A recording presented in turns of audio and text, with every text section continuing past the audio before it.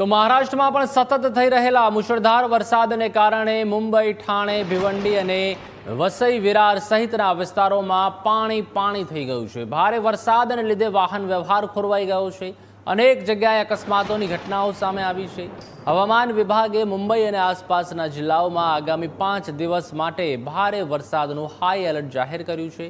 તો ભિવંડીમાં રસ્તાના અધૂરા કામ અને ખાડાઓમાં પાણી ભરાવાને કારણે મુંબઈ નાસિક હાઈવે પર 7 થી 8 કિલોમીટર લાંબો ટ્રાફિક જામ થઈ ગયો હતો। ટ્રક, બસ અને પ્રાઇવેટ વાહનો 2 થી 3 કલાક સુધી જામમાં ફસાયેલા રહ્યા હતા।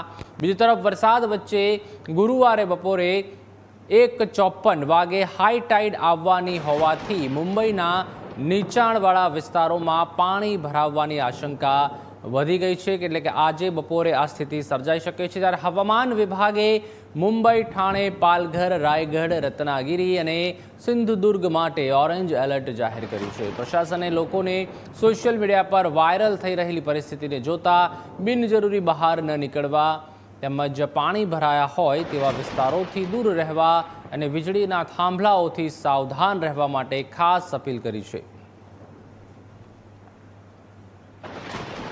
તો મુંબઈના આ દ્રશ્યો છે। માયાનગરી મુંબઈમાં દર વર્ષે આ પરિસ્થિતિનું નિર્માણ થતું હોય છે અને વરસાદની જે શરૂઆત થતી હોય છે તે મહારાષ્ટ્ર બાદ સીધી દક્ષિણ ગુજરાતમાં તે આવતી હોય છે। ત્યારે મુંબઈના આ દ્રશ્યો આપ જોઈ શકો છો। ભિવંડી, વિરાર, ઠાણેના આ દ્રશ્યો છે અને એક તરફ વાહન વ્યવહાર પણ ખોરવાઈ રહ્યો છે। તેના કારણે રોડ રસ્તા ઉપર જાણે કે નદીઓ વહેતી હોય તેવા દ્રશ્યો દર વર્ષે મુંબઈમાં જોવા મળતા હોય છે અને હાઈ એલર્ટ છે તે પણ 5 દિવસ માટે જાહેર કરવામાં આવ્યું છે। તો મુશળધાર વરસાદ છે તે મુંબઈના અલગ અલગ વિસ્તારોમાં વરસી રહ્યો છે। તેના કારણે જે સ્થાનિક લોકો છે તેઓને પારાવાર મુશ્કેલીનો સામનો દર વર્ષે કરવો પડે છે। ખાસ કરીને નોકરી ધંધાર્થી તેમજ જે વિદ્યાર્થીઓ પણ શાળાએ કોલેજ જતા હોય છે તેઓને પણ ભારે તકલીફનો સામનો કરવો પડે છે।